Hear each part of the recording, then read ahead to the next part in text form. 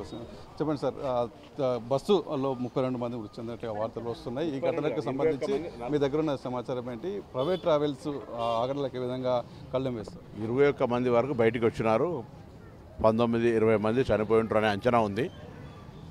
తీస్తూ ఉన్నారు. బాడీకి సంబంధించి కొంత ఇబ్బందికరమైన పరిస్థితి ఉన్నప్పటికీ బయట ప్రమాదం నుంచి బయటపడ్డ వాళ్ళ వివరాలు కూడా ఉన్నాయి. మేము తెలంగాణ ప్రభుత్వం తరఫున సంఘటన పట్ల దిగ్భ్రాంతిని వ్యక్తం చేస్తూ ఉన్నాం. తగిన చర్యలన్నీ తీసుకోవాలని గౌరవ ముఖ్యమంత్రి గారు ఆదేశించినారు. అక్కడ జిల్లా కలెక్టర్ గద్వాల్, అదేవిధంగా ట్రాన్స్పోర్ట్ ఆఫీసర్స్, మిగతా వాళ్ళందరూ కూడా అక్కడికి వెళ్ళినారు.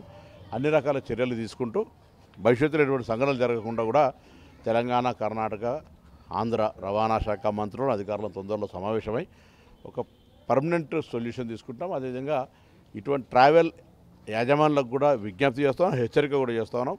మీరు నియమ నిబంధనలకు వ్యతిరేకంగా పోతే ఇబ్బందికరమైన పరిస్థితి ఏర్పడుతుంది, తగిన చర్యలు తీసుకోవాల్సిన హెచ్చరిక చేస్తా ఉన్నాం. ఇలాంటి ప్రమాదాలు భవిష్యత్తులో జరగకుండా ట్రావెల్ యాజమాన్యానికి మీరు ఇచ్చే స్ట్రిక్ట్ ఇన్స్ట్రక్షన్స్ అంటే ఇప్పటికే బస్సుకు సంబంధించి ఫిట్నెస్ కానీ లేకపోతే ఇన్సూరెన్స్ విషయాల్లో కూడా అజాగ్రత్తగా ఉన్నారన్న విషయం తెలుస్తుంది. ఇప్పుడు motor vehicle act India government తరఫున ప్రభుత్వం ఇండియన్ మోటార్ వెహికల్